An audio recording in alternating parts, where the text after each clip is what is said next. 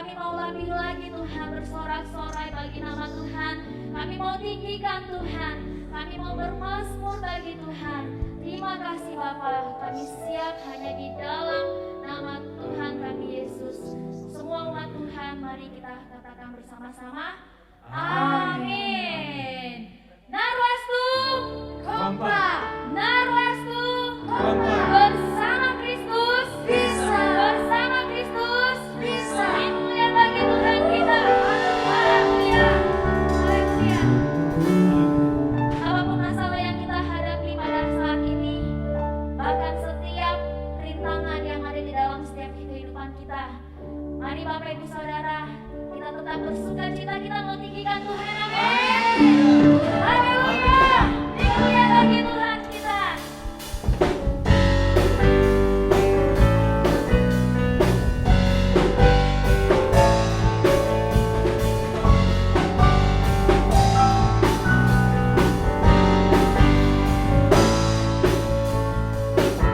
Masalah jangan pernah menyerah, apapun rintangan tetap bertahan.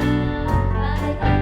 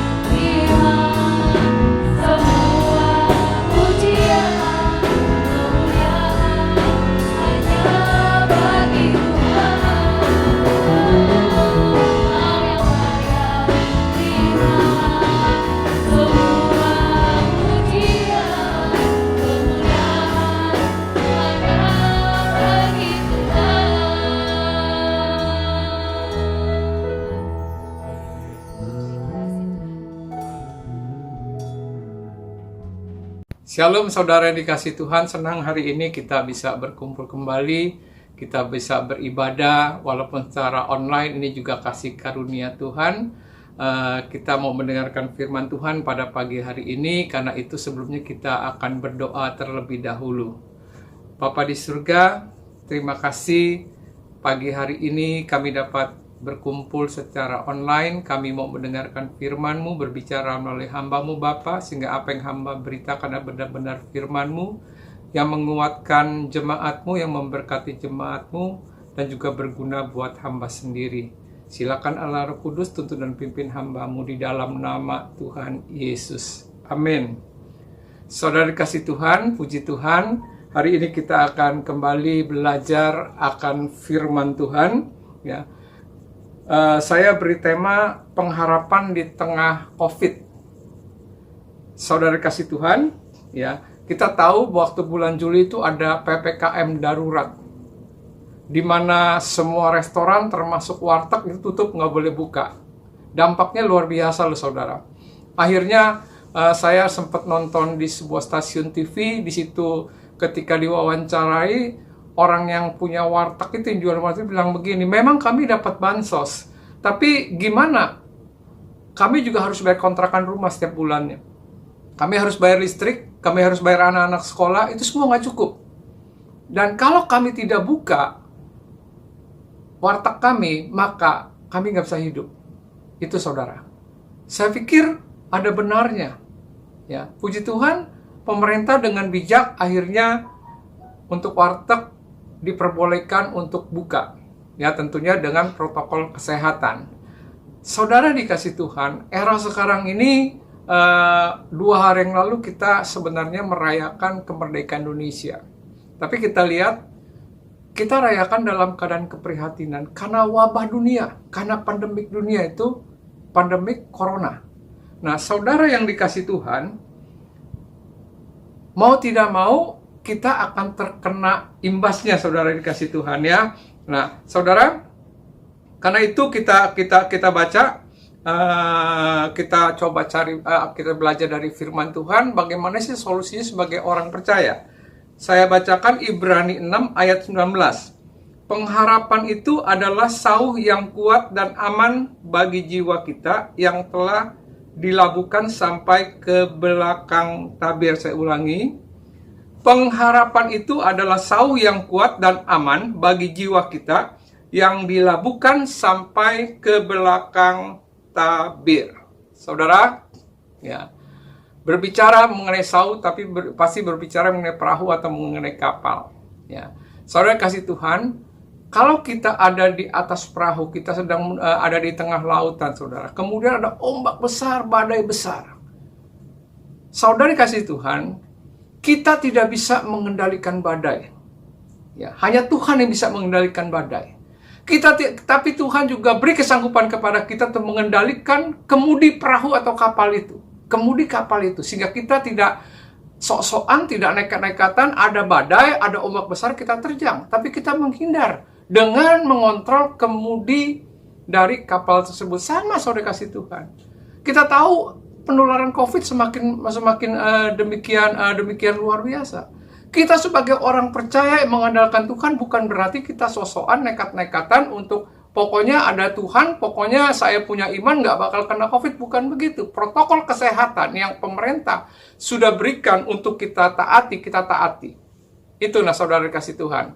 Ya, oke. Kemudi kita adalah mengendalikan, jaga kesehatan, olahraga, ikuti protokol kesehatan. Oke, saudara kasih Tuhan. Nah, kita akan bahas satu-satu. Nah, saudara, kita tahu sekarang keadaannya lagi prihatin. Kita tahu dampak ekonomi karena pandemi berkepanjangan itu luar biasa. Kalau tahun 98 maupun tahun 2008 itu dampak lokal. Ya, itu ekonomi yang kacau lokal. Tapi kali ini secara dunia, saudara kasih Tuhan, ini luar biasa. Tapi saya percaya ketika Tuhan izinkan hal ini terjadi, tentunya ada hal yang baik buat kita. Cuma kita sayangnya tidak bisa melihat, tapi kita percaya dengan iman bahwa ada hal yang baik buat orang yang percaya di dalam nama Tuhan Yesus. Ada amin, saudara kasih Tuhan. Nah, saudara, Sekarang kita coba ya, kita bahas satu-satu. Pengharapan adalah sau yang kuat. Kalau kita ada di kapal itu kemudian berhenti di tengah lautan supaya tidak terombang-ambing terbawa arus, itu harus dilepaskan sau atau jangkar sampai kepada dasar lautan. Ya, ibarat sebuah kapal ketika hendak berlabuh di tengah laut, maka sau atau jangkar akan diturunkan ke dasar laut. Sau akan membuat kapal tidak terhanyut di bawah gelombang laut dan membuat kapal tetap pada posisinya. Jadi saudara, kalau kita tidak ada sau, maka kapal kita akan terombang-ambing ke kiri dan ke kanan. Pengharapan adalah sau yang kuat. Firman Tuhan yang katakan. Paulus penulis suratnya kepada jemaat Ibrani, kalau saudara dan saya punya pengharapan, berarti kita punya sau yang kuat. Tapi saudara, perlu kita ketahui pengharapan yang dimaksud oleh Paulus ini bukan pengharapan sekedar pengharapan. Banyak orang berharap tapi nggak punya iman. Pengharapan yang Paulus mau katakan di sini, yang Paulus maksudkan di sini adalah pengharapan yang disertai dengan iman. Tapi saudara juga perlu ketahui, iman tanpa perbuatan itu adalah mati. Iman juga harus disertai dengan perbuatan. Yakobus pasal 2 ayat 20-26 katakan, iman tanpa perbuatan pada hakikatnya adalah mati. Saudara kasih Tuhan, saya perlu coba jelaskan sedikit ya saudara mengenai iman. Ya, banyak orang bilang saya punya iman, tapi perbuatannya nggak kelihatan. Saya mau katakan gini, simpelnya saudara. Kalau saudara dan saya punya iman, otomatis ada perbuatan. Ada satu cerita. Ya, ini kesaksian hidup. Teman istri saya udah lama sekali kejadian saudara, ketika dia naik mobil didampingi oleh anaknya yang masih kecil, umur 1 tahun 2 tahun. Nah, saudara, pada saat dia melewati lintasan kereta api, dia terjebak. Nggak bisa keluar dari lintasan kereta, sementara kereta sudah jalan demikian kenceng. Dia berusaha buka pintu, nggak bisa karena sistemnya otomatis mati karena daya magnet yang kuat. Apa yang dilakukan? Dia buka kaca ke jendela kacanya, kemudian dia berteriak, dia lemparkan anak, tolong anak saya, selamatkan anak saya.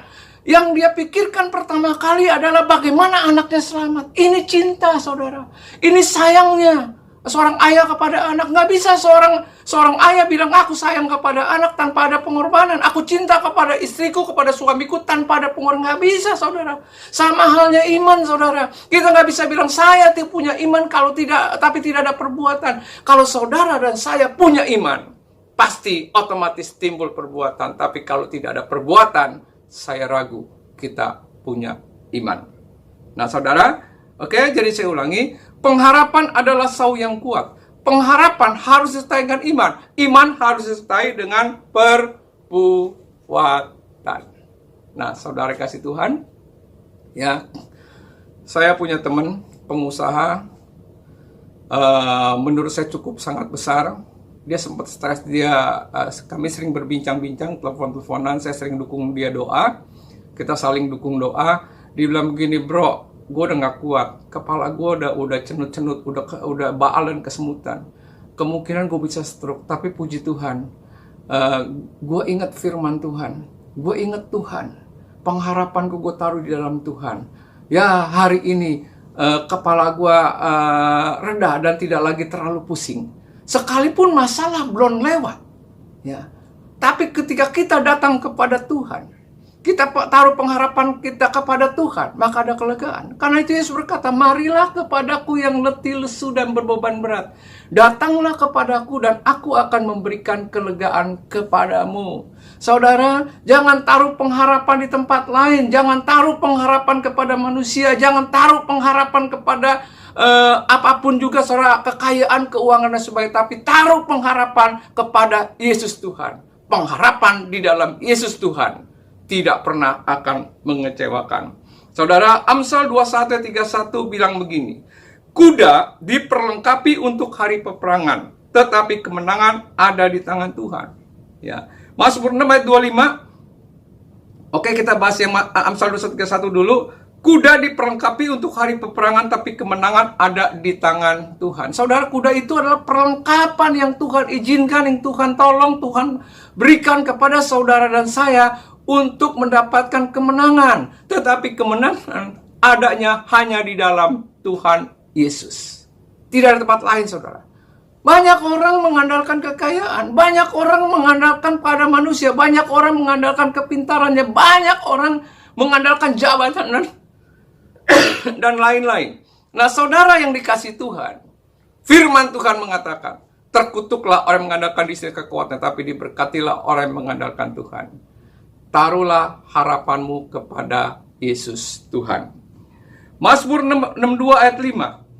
Hanya pada Allah saja kiranya aku tenang, sebab daripadanya lah harapanku. Daud, seorang raja yang berkuasa, seorang raja yang perkasa, penuh urapan. Tapi dia berkata, hanya pada Allah saja aku tenang, dan harapannya hanya pada Yesus Tuhan. Harapannya hanya pada Allah. Ini saudara, pertanyaannya, dalam situasi seperti ini, mungkin kita terkena dampak COVID-19, ekonomi berantakan, keuangan berantakan, masa depan nggak tahu, bisnis hancur-hancuran, pekerjaan pun mengalami kesulitan, banyak hal-hal yang tidak enak. Bukan hanya saudara dan saya, sebagian besar semua mengalami hal yang sama.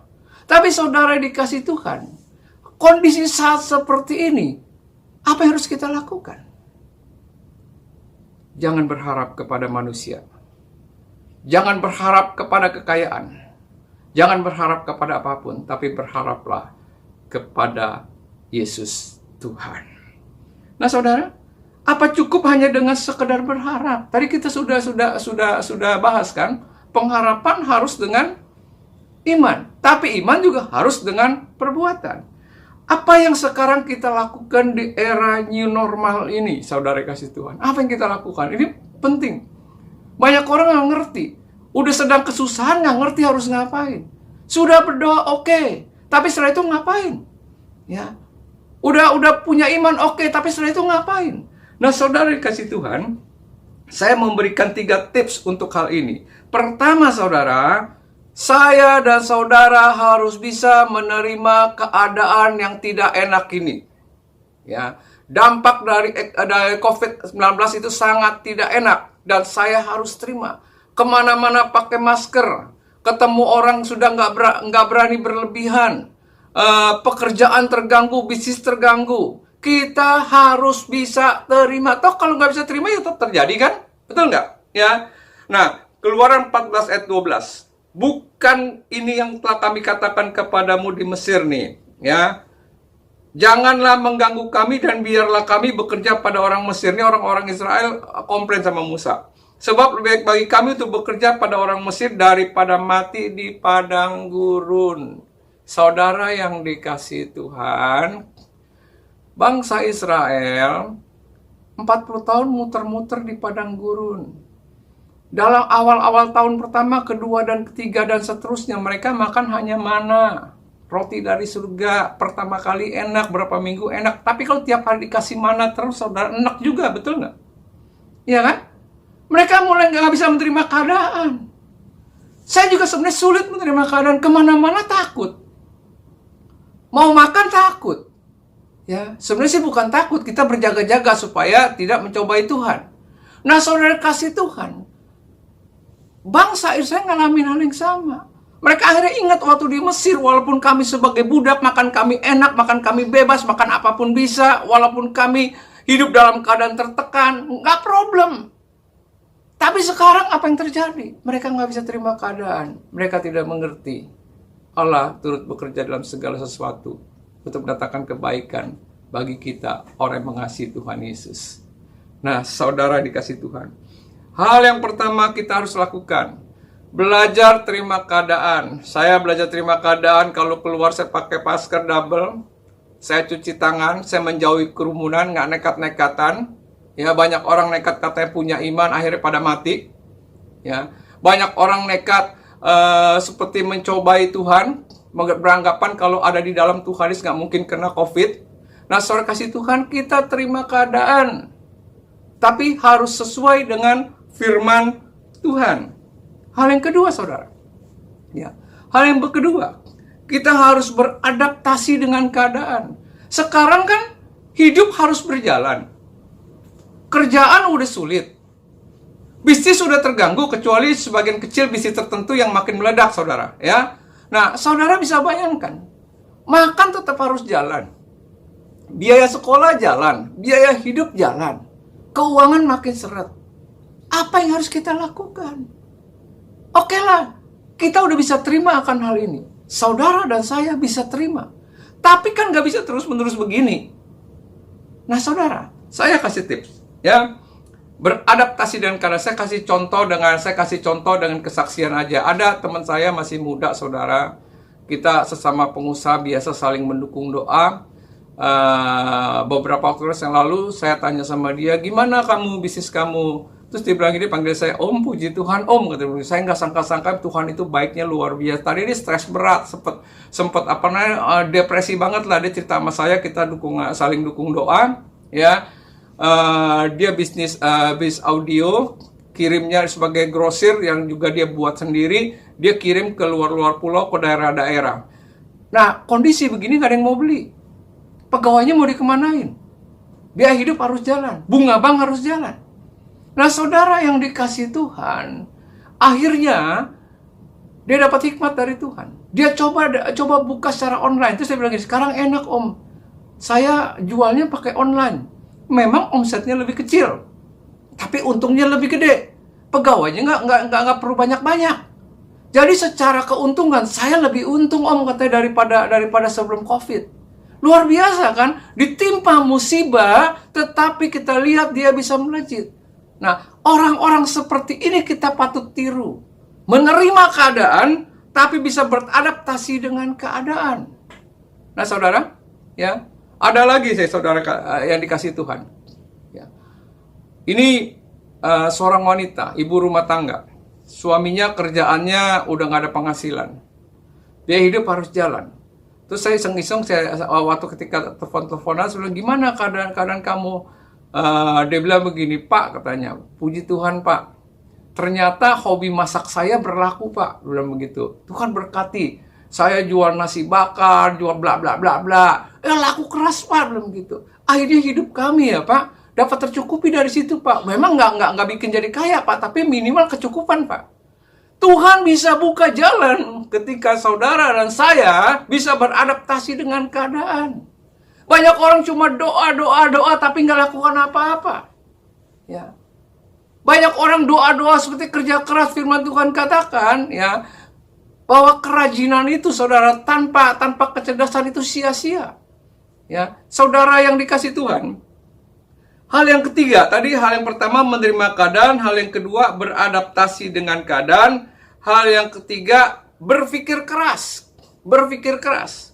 Mazmur 14 ayat 2 bilang begini, Tuhan memandang ke bawah dari sorga kepada anak-anak manusia untuk melihat, apakah ada yang berakal budi dan mencari Allah? Ternyata nggak ada, jarang sekali.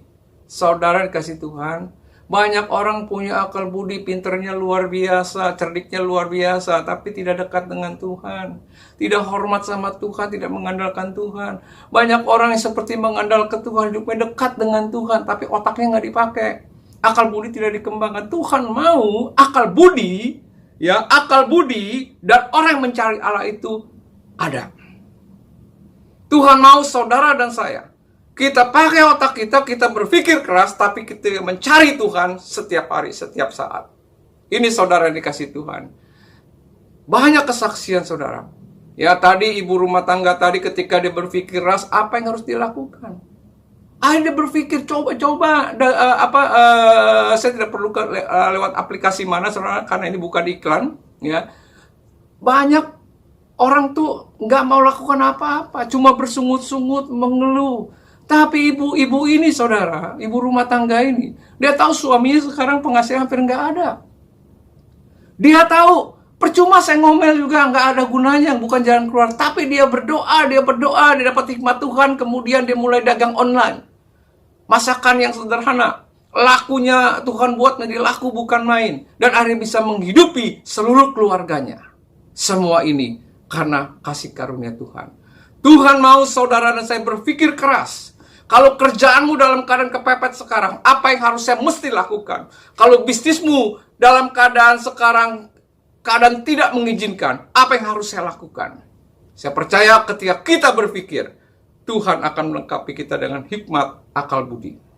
Saya percaya ketika kita berpikir, maka Tuhan akan memberikan hikmat, memberikan jalan keluarnya untuk apa yang harus kita lakukan. Dengan demikian, saudara kasih Tuhan, sekali lagi semua ini kita landasi dengan berharap hanya kepada Yesus Tuhan. Jangan berharap kepada manusia, jangan berharap kepada kekayaan, jangan berharap kepada keuangan ataupun apapun juga, tetapi berharaplah kepada Yesus Tuhan. Ingat saudara, pengharapanmu harus disertai dengan iman. Dan iman itu harus disertai dengan perbuatan. Perbuatan apa yang harus kita lakukan? Terima keadaan yang ada sekarang. Ya, terima. Enak tidak enak, terima. Beradaptasi dengan situasi yang ada sekarang. Mungkin sulit, mungkin kejepit. Tapi Tuhan akan berikan jalan keluarnya. Tapi saudara dan saya, kita tidak cukup untuk berdoa, tapi kita juga harus berpikir. Mana mungkin kita berbuat tanpa berpikir. Tuhan akan beri hikmat, akal budi buat saudara dan saya. Saya berdoa, saya berharap di dalam situasi seperti ini, jemaat GBI Narwas tetap diberkati oleh Bapa di surga. Yang mengalami masalah, Bapa di surga memberikan jalan keluar. Yang mengalami kekurangan, Bapa di surga memberikan kecukupan. Dipenuhi segala kekurangannya. Yang mengalami sakit penyakit, Bapa di surga yang menyembuhkan jemaat GBI Narwas, terutama jemaat GBI Narwas. Saya berharap pengharapanmu taruh di dalam Tuhan Yesus. Mari kita tundukkan kepala. Bapa di surga, terima kasih hamba sudah beritakan firman-Mu. Hamba menyadari apa yang beritakan tidak lengkap ya Tuhan. Kiranya Roh Kudus yang melengkapi, membuat jemaat-Mu yang mendengar terinspirasi, imannya menjadi dibangkitkan, imannya bertambah kuat, dan setiap jemaat-Mu mulai menerima keadaan yang ada sekarang. Dan setiap jemaat-Mu mulai untuk beradaptasi dengan keadaan yang sekarang dan bekerja keras dengan berpikir keras. Terima kasih Bapa di surga. Terima kasih Bapa. Sekali lagi berkati GBI Jemaat Narwastu. Tuhan tolong setiap jemaat-Mu yang ada di GBI Jemaat Narwastu. Di dalam nama Tuhan Yesus. Amin.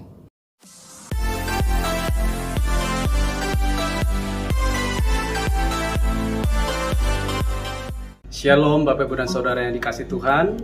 Sebelum kita mengakhiri ibadah kita pada pagi hari ini, biarlah kita sama-sama mendengarkan beberapa pengumuman yang akan saya sampaikan di dalam Narwastu News.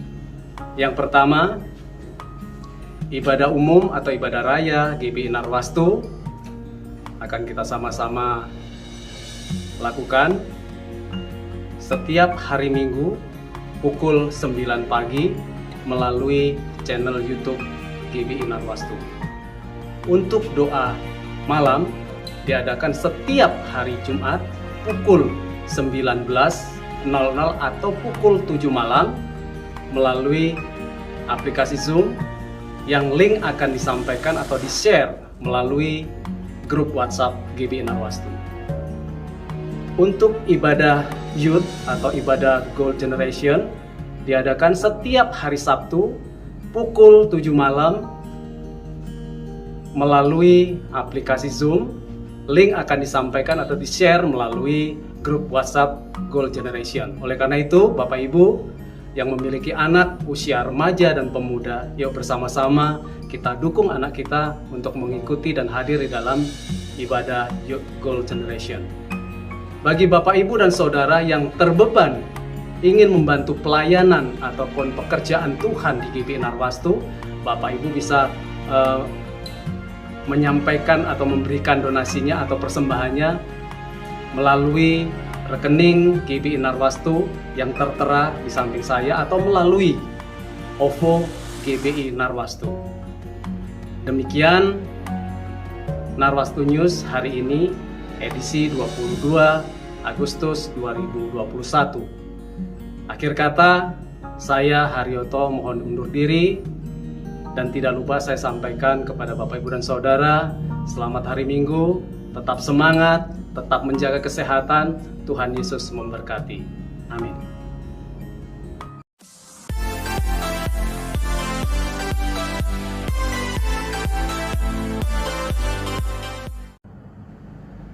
Puji Tuhan, Bapak Ibu Saudara, anak-anakku, kita sudah memuji Tuhan, kita sudah mendengarkan kebenaran firman Tuhan, dan doa saya, 1 minggu ke depan sampai kita ketemu kembali, Anda berada dalam rencana dan rancangan Tuhan. Jangan lupa, Anda berguna buat dunia, buat sesama. Tuhan Yesus memberkati kita tundukkan kepala, bersatu dalam doa. Segala pujian dan syukur kami kepadamu ya Tuhan, oleh karena perbuatanmu ajaib atas hidup kami. Terima kasih ya Tuhan, Engkau memberikan kesempatan kepada kami untuk berguna bagi dunia ini, berguna bagi sesama. Karena itu Bapa, jadikan kami orang-orang yang selalu berdamai dengan diri kami sendiri. Kami memiliki damai Kristus dalam hidup ini. Kami mau belajar untuk berubah Tuhan. Ampuni kami kalau kami terlalu sulit untuk memberikan kesempatan pesan-pesan yang datang dari luar membawa kami kepada tujuan, yaitu untuk berubah dari cara dunia ini. Ampuni kami Tuhan, hari ini kami mau belajar untuk berdamai dengan diri kami sendiri, yaitu memiliki damai Kristus, dan kami mau berubah. Tuhan, jadikan kami juga teladan supaya kami terus menyala. Jadikan kami teladan supaya kami memiliki minyak yang membuat kami terus menyala Tuhan. Terima kasih Bapa. Berkati kami, berkati umat. Bapa, kami hendak kembali beraktivitas hari ini dan seterusnya 1 minggu ke depan. Kami percaya Tuhan bersama kami, Tuhan beserta kami, dan Tuhan pasti memberkati kami sekalian. Kasih Tuhan, anak-anakku, dimanapun engkau berada, fokus sejenak, mari tadahkan tanganmu seperti ini kepada Bapa di surga.